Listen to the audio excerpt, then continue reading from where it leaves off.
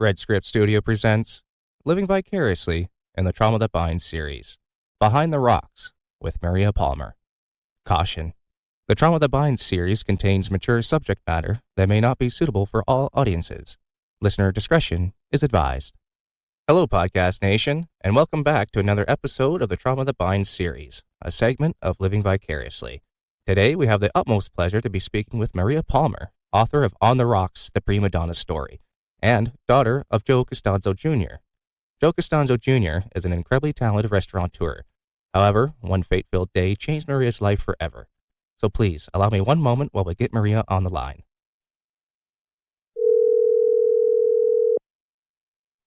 Hi. Hi, Maria. Yes. Hi, Maria. How are you doing today? Good. How are you? I'm doing well, my dear. Thank you for asking. I'm so glad we finally got to connect today due to your neck injury there. How's that been going? Well, thanks. Up and down, but all in all, I'm okay now. So it's on the upswing. So that's good. Not perfect, but definitely much better than what it was. Thanks so much for asking. Well, of course. I was concerned because you had to reschedule ours, and then I saw on Twitter you had to reschedule another event. That must have been a pretty serious situation there for you, my dear. Yeah, I just am being careful because I have a really big week coming up this week. So I need my neck to be okay for the drive and also be okay for all of these really intensive events that I'm going to do. So, I just take a little time whenever I need to, and I'm good now. Oh, perfect. So, no, that's great. Well, I'm glad that's getting better for you there, and we're getting ready for those new events coming up, and I'm sure we can discuss those later on. But sure. How about we just kind of start off with telling the listeners how we got connected, a little about your backstory there, and what got you to write the Primadonna story? Sure. So we got connected through a Facebook page that's called Need a Guest. And so I saw your posting and that you were looking for stories, and I responded to that. As far as a little bit about me and my background, my name is Maria C. Palmer, and I am a writer by trade. I actually work in the nonprofit industry for many years as a grant writer. And I grew up in one of America's top 10 Italian restaurants outside of a little suburb of Pittsburgh called McKees Rocks, Pennsylvania, which, if that does not sound familiar to you, that's okay. It doesn't sound familiar to most people, but it was heavily popularized, not this past football season, but the football season before, whenever Buffalo Bills star number 3, Damar Hamlin, collapsed on the field in a cardiac arrest. He, in fact, is from McKees Rocks, Pennsylvania, and the $9 million that he raised fighting for his life that went to his mom's daycare charity shares a back alleyway with what once was my father's restaurant. And I grew up in the restaurant. Basically, my dad bought a failing Italian restaurant in this little area, knew nobody, and through a lot of hard work and sweat equity, turned it into America's hot spot in the 80s and 90s. And we had celebrities and sports stars and broadcasters and people traveling to the restaurant as a destination before Google and MapQuest were highly popularized. And, with any good hook to a story, unfortunately, ours kind of came to a halt when I was 20 years old. The federal government knocked on my door at the height of all of the restaurant success, looking for my father, because he was the subject of a federal grand jury investigation. And hence, through that whole process, there was a lot of grief and heartache and breakdown. But there was a lot of good storytelling and good writing that I knew that had to be had. And so we started writing On the Rocks, the Primadonna story, just based upon a family history. And it grew from there. And being a writer, I know that stories and images and people really grab the interest of others. And so I could see that this had a greater commercial value to it, which is why I then pursued actually writing the book. Oh, that's perfect. Yeah, what I had researched about your book, what you had told me, there was quite the situation that your father had gotten himself into. Now, with that being said, I know, but for our listeners, would you be comfortable sharing to why your father was the target of an FBI investigation? Sure, absolutely. I always tell people, at this point, I've had 17 years to write this story and, that amount of time in therapy as well. So I am very open with my story. Essentially, to put it into layman's terms, there was a federal grand jury investigation that was being done on somebody else. And that person's get out of jail free card was to mention someone else's name whom they thought may have some suspicious activity connected to them. And my dad was an easy target. He was a highly visible, highly successful person. He had run for political office. He was in the media, in the spotlight constantly. He had a radio show. He had a newspaper column. He was very, very, very well known. And he was successful in a place that no other restaurant had ever been successful in. McKees Rocks, Pennsylvania is really at most at this point a place that you kind of drive through getting to Pittsburgh. It is not a tourist destination. It's really not even a spot anymore for locals. Most of the businesses have boarded up and have moved out to bordering suburbs. So what he was doing was so unlikely that I think whenever the person who mentioned his name said, Joe Costanzo would be somebody of interest, the federal government said, yeah, he would be somebody of interest. And, that's how things all got started. I should mention as well that if this were to happen today, I do not believe the same course of action would have been taken than what was, a long time ago, because at that point, the Clinton administration had justified that there were these mandatory minimum laws. So if you evaded taxes at such a severity for this amount of time, this was the corresponding prison sentence that you would have. And there was no backing out on that. It was kind of a grid system. So kind of like a flat rate type deal? Exactly. Since then, those mandatory minimums have been found unconstitutional. And as you see now, what's kind of going on in our society, in our world, this wouldn't even make the news. There are much bigger fish to fry. And I'm not justifying that there was, some mistakes and that my dad, was a potentially bad bookkeeper. He admits that he was a very bad bookkeeper, but in essence, I think that was really the impetus to everything else that came. And, whenever the federal government is investigating something, and if they want you, they will get you. They have a 99 point something % conviction rate. And they clearly wanted my father and they got him. And so I think that's kind of how it all boiled down. It does make a lot difficult because of the Clinton administration back then. I know from my experience here in Canada, that has always been something that we never did. I think we tried to do that, but it was quickly deemed unconstitutional. And yeah, it's that's one thing that you can't have because every situation is different, and the judges realize that. But it's just it's just an unfortunate thing that your government decided to take your father's case and just make it even worse. Now, when we were talking about your father, you said he's behind you 100%, which is great. And now, is that one of the reasons why you started to write this book, was with his support? Absolutely. Yeah. He always said that, somebody should write a book or produce a movie based upon his life story because it's that intense. And this was always one of his dreams. And so this was, certainly something that I had wanted to do for a very long time for him. And, I should say too, throughout this process, he was not well for most of it. And, that in essence actually kind of even made me want to propel it even further and to pursue it even further, because it was something that he really wanted. He, in the time that I was writing this book, he had major back surgery, open heart surgery.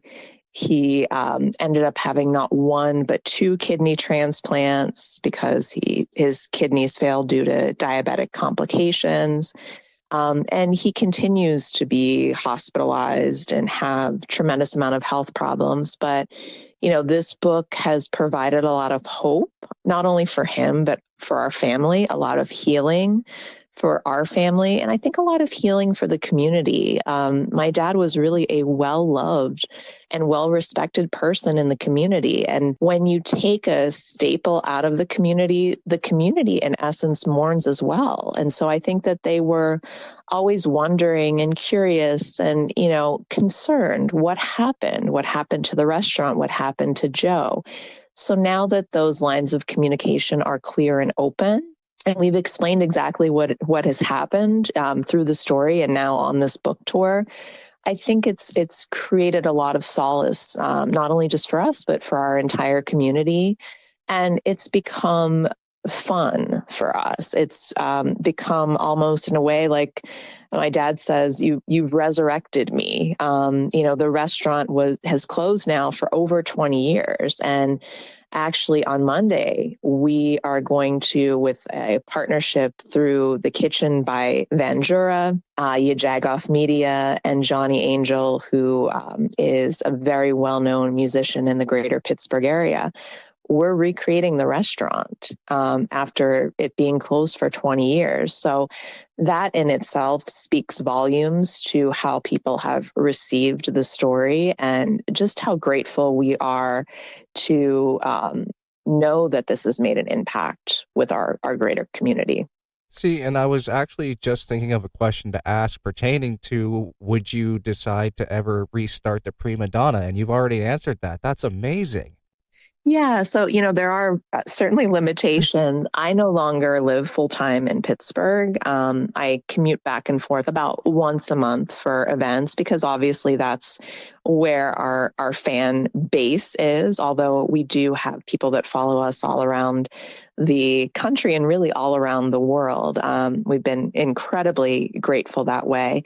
And, my dad has some substantial health complications. My mom is working full time, no longer in the hospitality industry. And, my sister is also no longer in the hospitality industry. And we both have families. So, actually reopening a restaurant is off the table for us at this particular points in our lives. But having these foodie pop-up events and recreations, absolutely. And this is, this was so well received. We announced this about a month ago, and within 1 week, it completely sold out. And, I would like to mention that it's on a Monday night, not on a holiday. People have work the next day, and it is not for those people that are familiar with the layout of Pittsburgh, and even for those people who are not familiar with the layout of Pittsburgh, it is a good hour to hour and a half drive from the heart of Pittsburgh to get to the Kitchen by Vanjura. So the fact that this event sold out on a Monday night, an hour to an hour and a half outside of Pittsburgh, in a location that's not exactly convenient for a lot of people to get to, that shows you that there's some kind of magic that still exists. So absolutely doing some events like that. Other events that have been very popular for us is this happened on a fluke. I call it Cook and Book. And essentially the preschool that my children went to, my children are much older than preschool age now, but the preschool that they went to wanted to have something for me whenever the book came out in the summer. And I told the preschool principal very candidly, she's a great friend of mine, listen, preschool parents, they're not coming to a book signing for somebody that they've never heard of, for a book that they may or may not be interested in. And they're probably not going to have a chance to read for at least 10 years. What they would be interested in is they would be interested in an experience where they could get together with their friends over a meal and maybe some alcoholic or non-alcoholic beverages and have a really fun night. So I had done a lot of cooking classes, just pop-up cooking classes for charity. As I mentioned, I work for a nonprofit.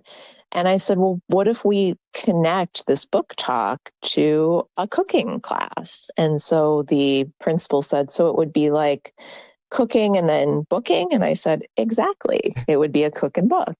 And that concept was born. And oh my goodness, that has really taken off. And I've been all around the country doing these types of Primadonna food inspired cooking classes and then book discussions. And they are a lot of fun.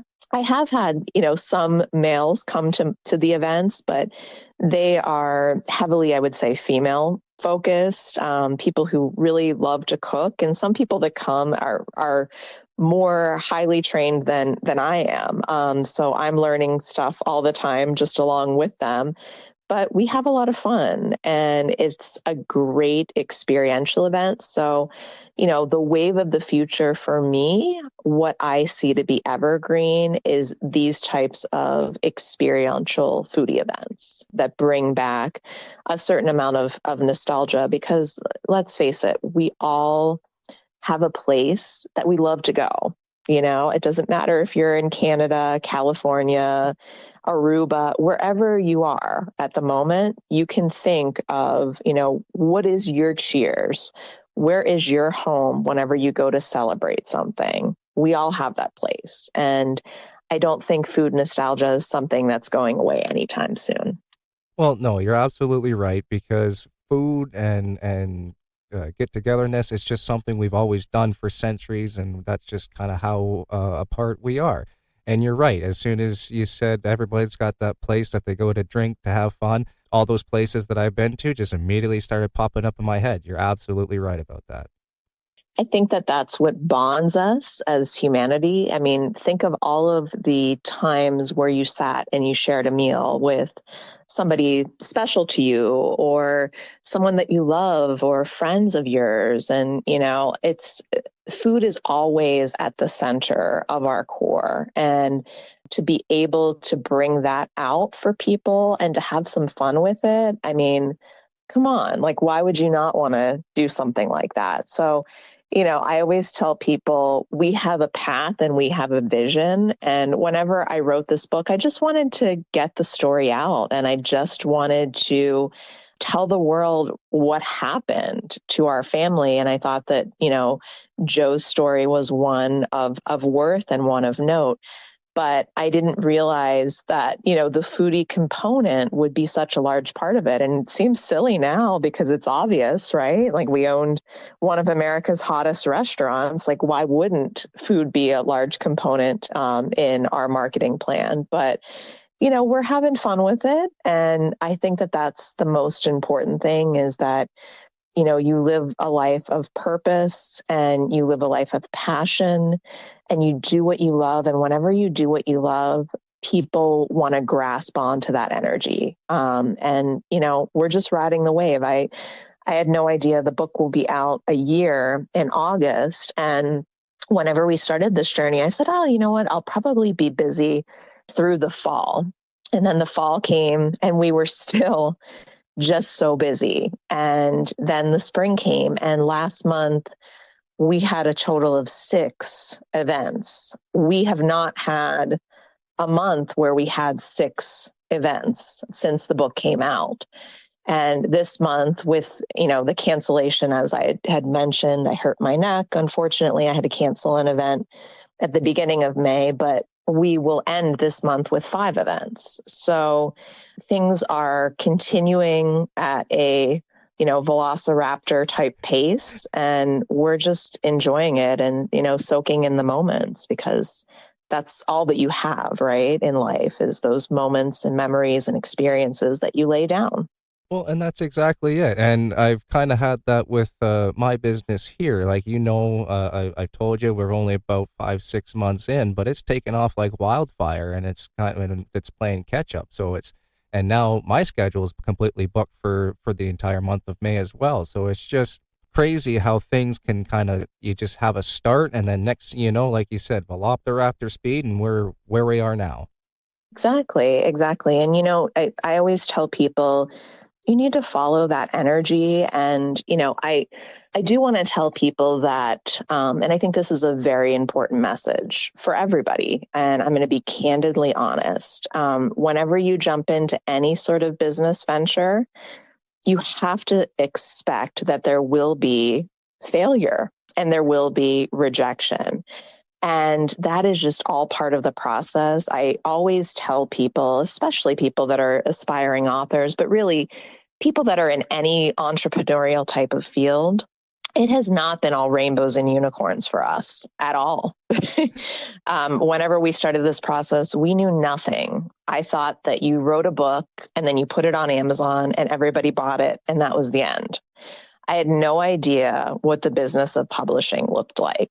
I worked everything from the ground up, just thinking, how would I as a consumer like to consume this? And that's how I constructed this whole plan around building the book, building the proposal, eventually completing the manuscript, shopping it around to agents, getting an agent, shopping it to publishers, eventually getting a publisher. But I tell people that my road was paved, and still to this day is paved with rejection. We sent out for query letters, which is how you find an agent here in the United States. We sent out 265 query letters. And out of those 265 query letters, 148 people completely ghosted us. Still to this day, I've never heard back from them. I don't know if they got any of my stuff. They didn't even have the decency to say thanks, but no thanks. So an additional 107 people just said no, flat out, thanks, but no thanks. And then the last amount, like about 17 people, said that they would be interested in seeing some more information. And only one person decided to take us on as a client. And then when we got the agent, when she went out on submission to publishers, people say that if you're on submission for more than 6 months, your book is essentially dead. So we approached and passed the 6-month mark, and my dad was doing incredibly awful. And he was in and out of the hospital, had just had a failed kidney transplant, was, hoping that he might have another. Things were not looking good. And, every day he asked me, is there interest in the book? Do you think the book is going to be picked up? And I said, I don't know, but I'm continuing to try, and I'm not sure. And my heart of hearts told me, I don't know that this is going to happen. And I had no way to see clearly through the fields of wheat, right? Like I just saw right ahead of me, and the path was not clear at all. The path was really murky. And I just had to keep on keeping on every day and believing that this was the type of story that would resonate with someone. And, we faced a lot of critical feedback saying that this book couldn't sit on the shelf among Anthony Bourdain's Kitchen Confidential and Stanley Tucci's Taste. And we kept on pressing on. And I knew at the time, because we were kind of right in the middle of the pandemic, I knew at the time there was so much dissension in our world that we needed something to bring everybody together. And one of the things about On the Rocks is it has greater themes that are pretty much universal, of the duality of what it's like to be human, right? Like we all have really wonderful things about us, but we also have dark sides to us. And that's just part of what it means to be human. And resiliency. We all have these rough patches in our lives, but they don't define us. We have to find ways to rise above them and, to see what we learn from these really hardship times. And, I knew that the book could resonate universally with people in those ways. And so we just kept on pressing on. And you know what, Tim, like when this book came out in August, for 2 weeks on Amazon, we were the #1 bestseller in the culinary memoir category. #2 was Anthony Bourdain's Kitchen Confidential, and #3 was Stanley Tucci's Taste.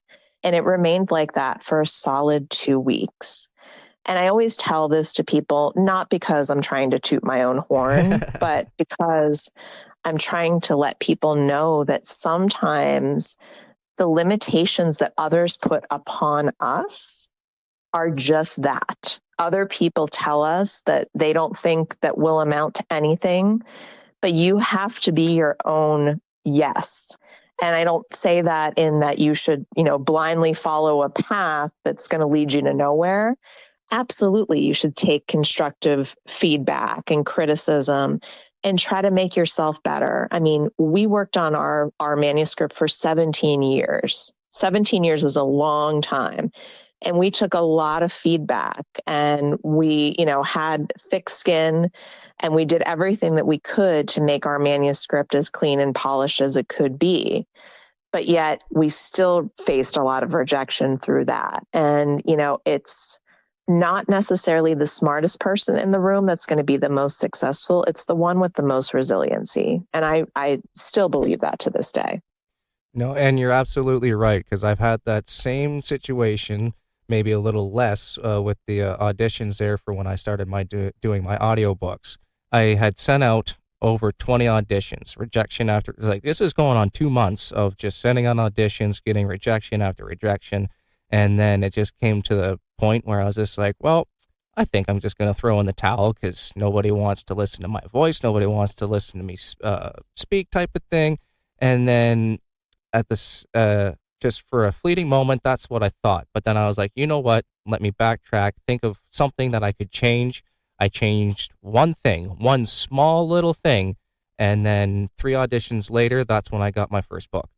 That's awesome. That's awesome. And that, that's how things happen. Sometimes, like you said, it's just a small tweak. And, it's just looking at how can I improve? We did that constantly with our book proposal. We were always staying up to date and seeing what's new and how we would fit into the market for what's new. So absolutely keep yourself on top of things, keep yourself educated. Be your own critic, but also be your own best friend through everything. Well, exactly. And then sometimes you also kind of get in this kind of funk where you just don't know how to get out of it. And then just talking to somebody randomly can just spark that instant creative process. And then you're off to the races again. So it's kind of, I found that it's a big ebb and flow type of deal, but and some sort of organized kind of chaos going around. But at the end of the day, it is up to you, and what you put into something, you definitely get out of it. That's what I have seen with doing this podcast. Absolutely. And, it's hard work definitely pays off. And you can tell, there are people that just sort of do things to skate by. And I would say that that's a lot of the population right now, right? They're going to work because that's what they should do. And they're collecting a paycheck. But every once in a while, you run across somebody that just has a tremendous passion and pride for what it is that they're doing. And their quality of work just screams back at you. And the energy is almost electric, right? Like these are the people that you want to be in a room with. These are the people that you want to partner with.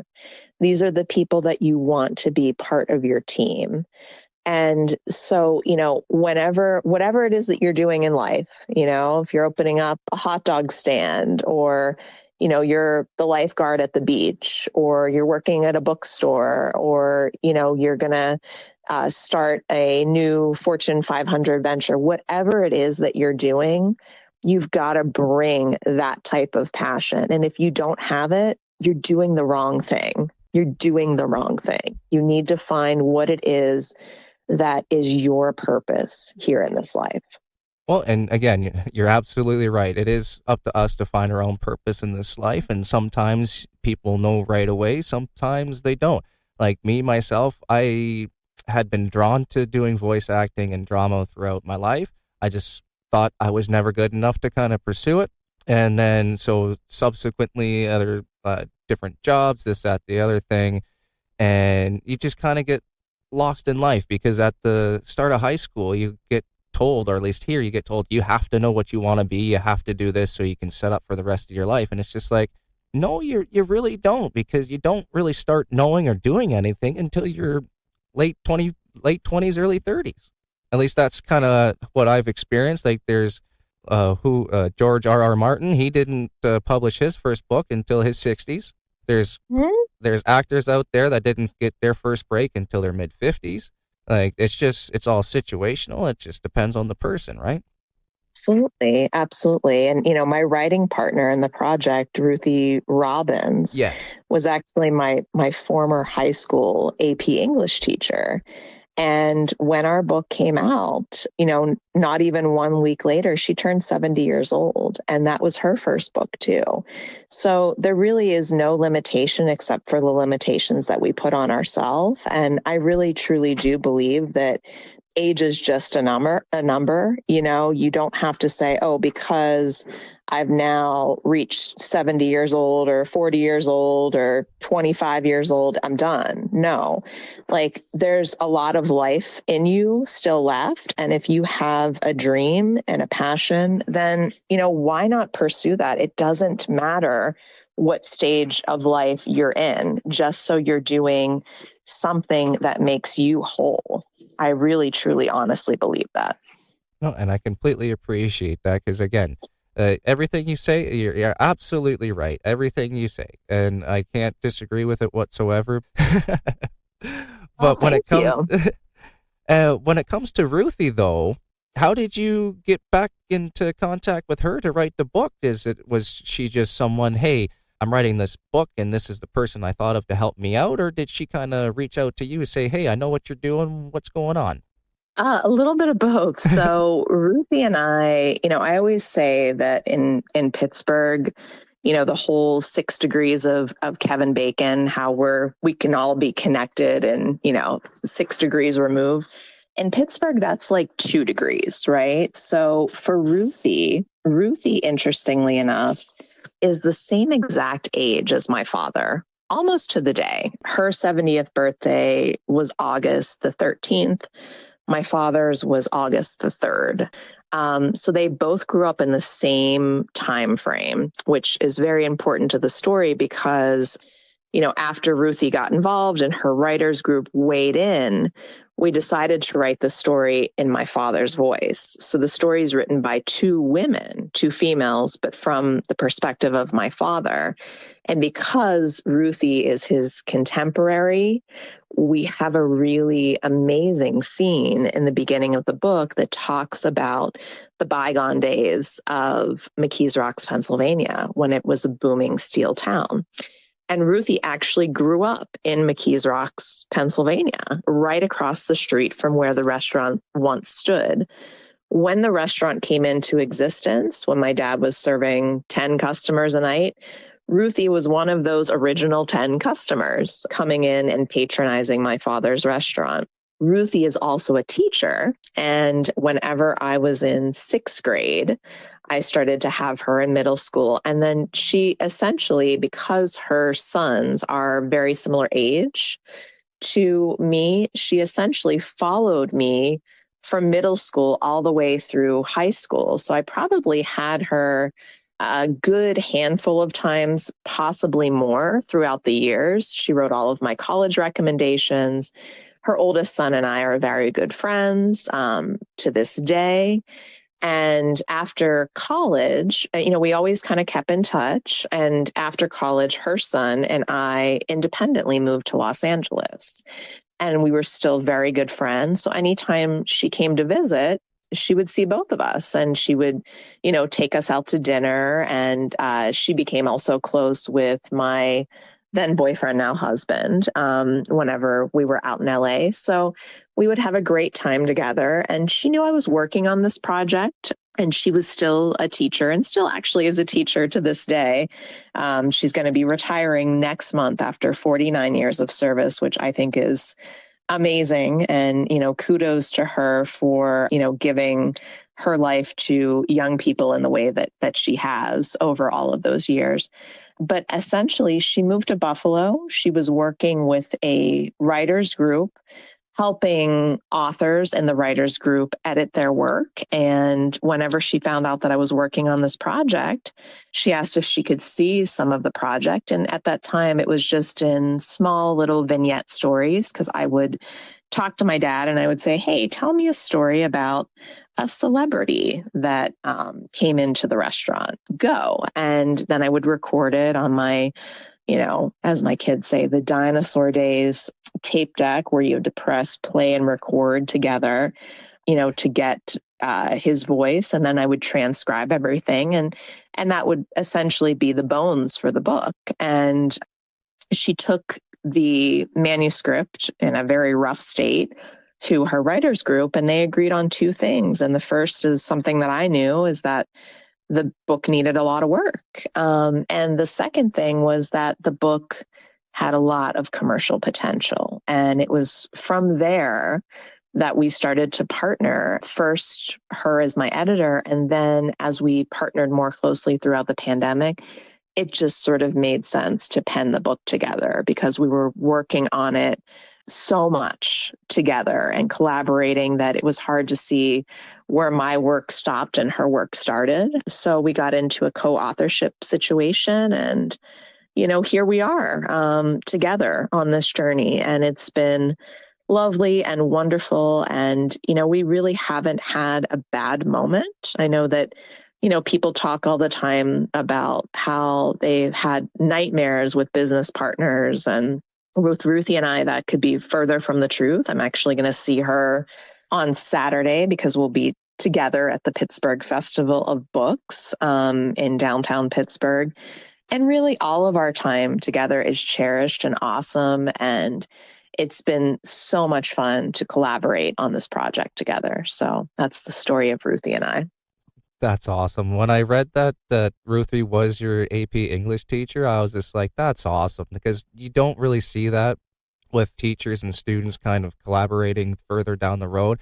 It's good that you actually had that connection throughout the years, right? So that way now, when, as you said at the start of the book, Ruthie was there, she lived it, and she can explain exactly what had happened back then. And that just brings more of that power into that scene. And I love that. Absolutely. And it's so fun. I'm actually going to be speaking at the high school that I went to and that she taught me at on Monday.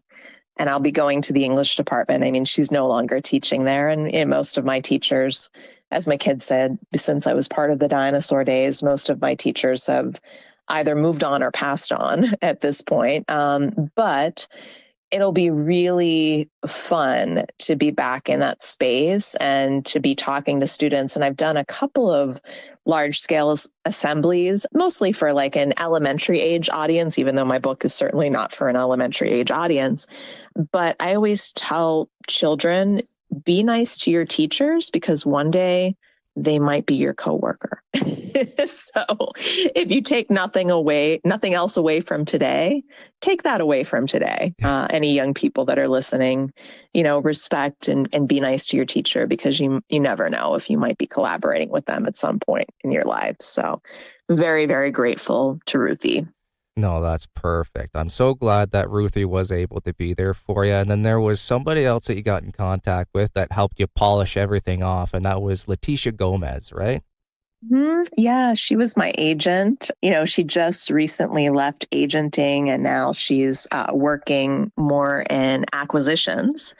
But it was wonderful to have somebody to validate our work because we had worked so hard on the project. And I remember meeting her and her just saying that she could just see my passion spill through, the camera, because we actually met in a virtual conference. And she was a really wonderful advocate for the book. And it was a really great way to dip my toe into the book publishing industry as a business. And, everybody moves on, and I wish her lots of luck in her new position. And I'm, currently trying to figure out what's next for us and if we're going to find new representation or if we're just going to go out on our own. And again, life is always a journey of uncertainty, right? And so, that's where I am in the process, is I'm kind of uncertain as to what the next step is,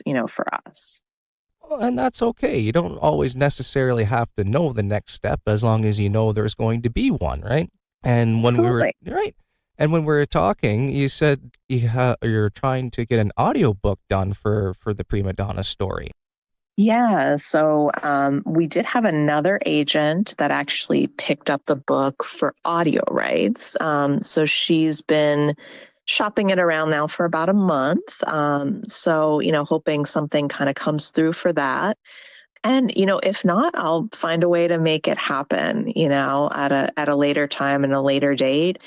Whenever you have a passion and vision for something, as you know, Tim, like, you make things happen, even if they aren't happening on their own. So, we'll sort of ride the wave and see what that looks like in the future. But yeah, I think this book would lend itself to a great audiobook. We're also very fortunate to have a film and TV shopping agreement with 13 Curves Productions.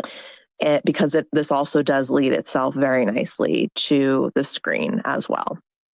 Yeah, no, that from what I've read of it so far, it looks like it could be adapted into TV and film very, very easily. And as for your audiobook, it's great that you've got an agent going out to get your publication rights. However, have you considered doing it yourself, publishing the book yourself through Audio, ACX, and Audible? It's possible. I want to kind of ride the wave and see if we could get a deal on it first, because, people have asked me, why did you go the more traditional publishing route? Why didn't you just self-publish it? And I said, the reason why I chose to do the traditional publishing route first is because you cannot do it in reverse, right? Like, if you self-publish a book, that's it. It's out there in the world and it's great, but you'll never be able to traditional publish it. If you try to traditional publish and it doesn't work out for you, you can still self-publish. And so that's my same thoughts on the audiobook situation, is that I'm going to try to go the traditional route and try to, seek a deal on it. And if it doesn't work out, absolutely, I'm going to still, go out there and figure out a way to get it done on my own. So yes, that is absolutely in my periphery, but I've got to sort of let this play out and, hope for the best at this point. But yeah, there's always a backup plan. Yeah, well, perfect. Yeah, well, hopefully we can get that book into a publisher to get it through traditional for you. But if you end up having to go the other route, please feel free to give me a contact. I'd be more than happy to help out, give you any information you have, because as you know, I produce audiobooks, right? Yeah, absolutely. And I appreciate that very much. Thank you. Oh, no problem at all.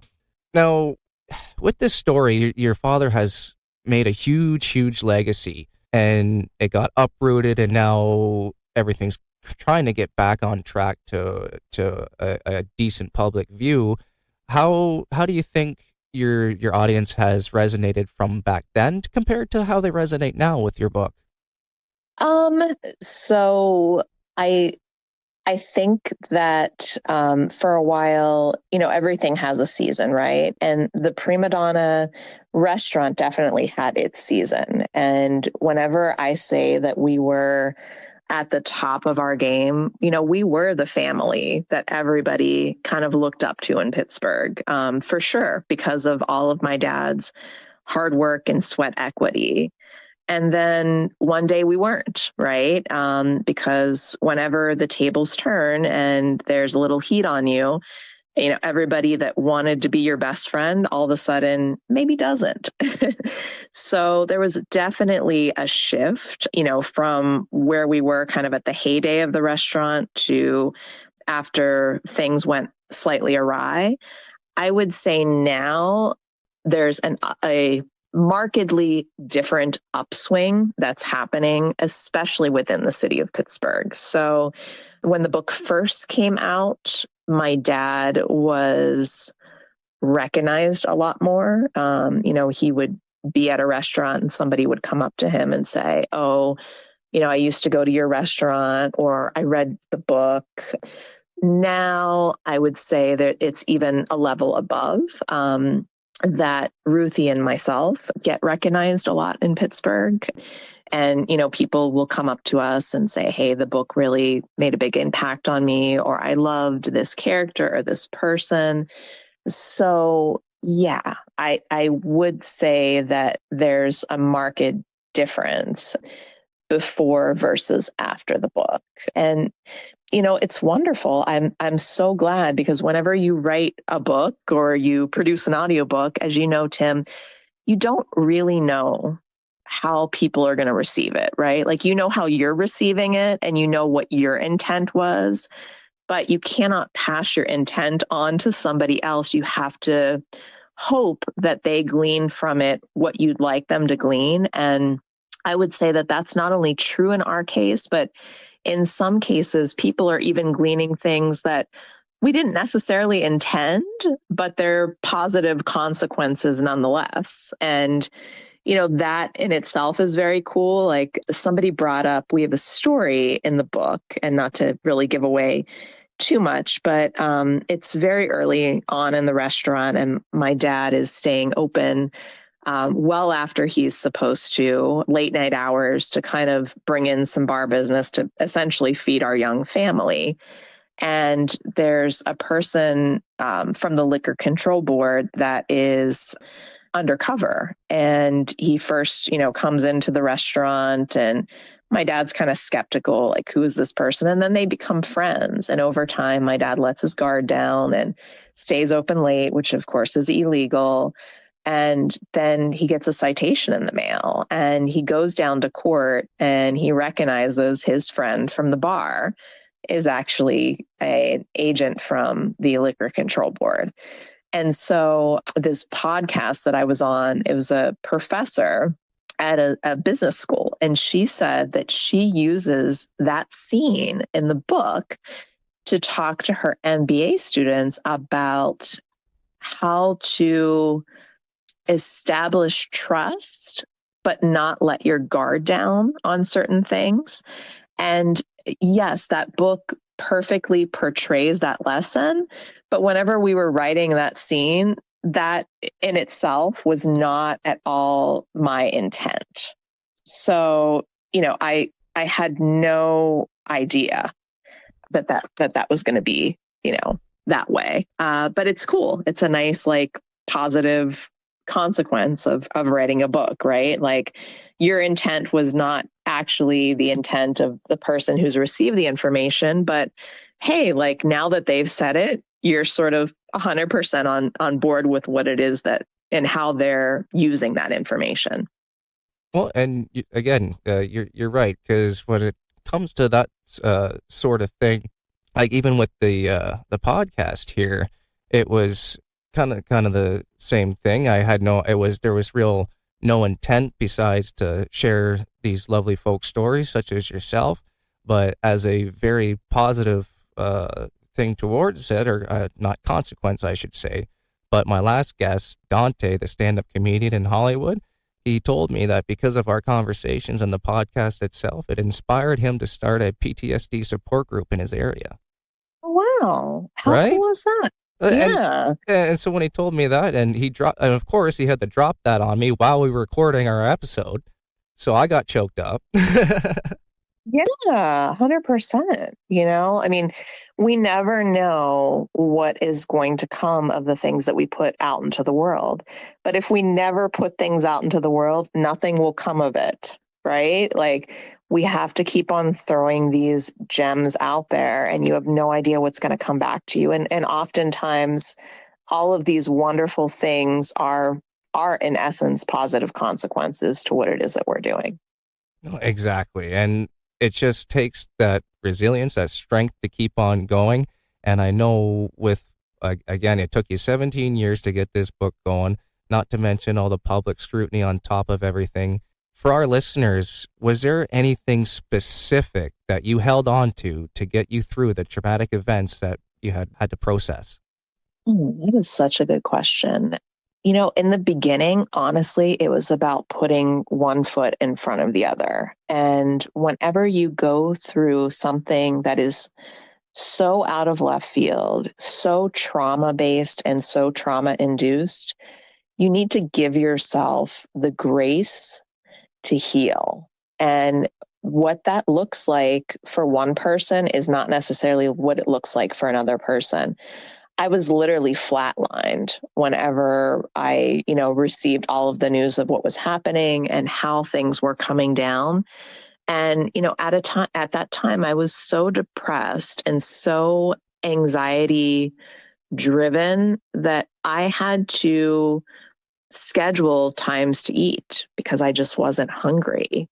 I had to force myself to go outside of the house every day and take a walk and see the sunshine, to pick up the phone and call one person, not because I wanted to talk to anybody, but I knew that that would be part of my healing, because for me, engaging with others sort of helps me on that path. So sometimes it's just those very, very basic things. So if you're out there right now and you're having a really hard time, give yourself a little grace and start very, very small. You don't have to take a traumatic thing that's happened to you and you change the world tomorrow. That just doesn't work. I mean, it took me 17 years to get to the point where I can talk candidly about everything that's happened in my life. That's a long journey and a long process of healing, but you got to start somewhere.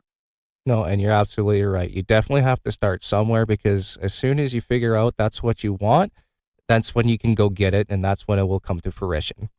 Absolutely. Perfect. Well, that's great, Maria. Now, we've talked about what's been going on with you lately. What's going in the future? What are we planning ahead besides these couple of events you got this month? We talked about the audiobook. What else is Maria up to? Oh, gosh. That's the question of the minute, right? You never know what Maria's up to. I mean, honestly, today it's a mishmash. Sometimes life things happen unexpectedly. I hurt my neck, so I'm into a little bit of neck recovery at the moment. My dog just had surgery on Saturday, so I'm a canine nurse and Sherpa at the moment. But long term, what's coming up for me, what's happening, I'm just pressing forward. We're looking forward to a lot of interesting collaborations, not only throughout the city of Pittsburgh, really, but throughout the country, doing some foodie-based experiential events.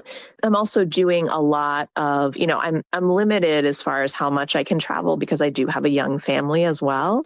But I also do a lot of virtual book club events. So if somebody does read our book and you love it and you would like to use it for a book club, we have book club questions that are posted on my website, mariacpalmer.com. We can certainly come virtually to your book club. I've done book clubs in Alpharetta, Georgia, New York, everywhere in between. And those are really fun. And I've done lots of live book clubs as well. But again, those need to be scheduled around other events that I have. Either if I'm traveling to an area already for something larger, I try to like really sprinkle those in as I can. But, we're here for whatever people need us for. I've been doing a lot of speaking as well. Keynote speaking. I have some really exciting keynote speaking events coming up over the summer and into the fall at banks and Rotary clubs and women's clubs and, all kinds of things. So I am just an open slate. And like I said, too, trying to get the audiobook deal and the film and TV deal and working on 2 other potential projects as well.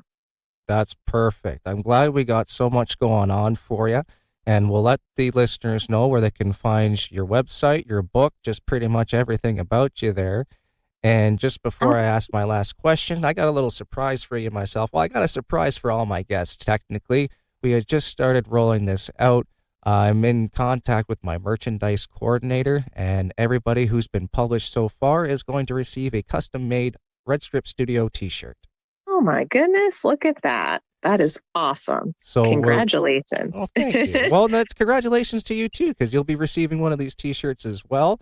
It'll have my logo. It'll have your book on it. I'll put the either your website underneath as well. I just did the same kind of mock-up for Sheila Brill. She's one of my first published authors that did the podcast here. Very, very lovely lady. But as a big, big thank you from Red Script Studios, we're making t-shirts for our guests. Oh my goodness, that is amazing. Thank you so much. I will wear it proudly everywhere. I would appreciate that, because it not only will it get my name out there, it also lets people know, hey, I'm the author of this book. Yes, right? 100%. But unfortunately, Maria, we are coming down to the end of our session here. I am so sad about that because I'm having such a good time talking with you. But how about we just give the listeners one last message of hope before we have to go? Absolutely. And, my final message of hope is that no matter what it is that you can believe, you can do it. The impossible things are certainly possible. And, just look at me as an example. I'm just a girl from a very small town and now in the category of a best-selling author. And I don't, find that the skills that I have are completely particular to who I am. I'm just a normal person and, who had that sort of dream. So believe in yourself, go achieve big and great things because you can do it.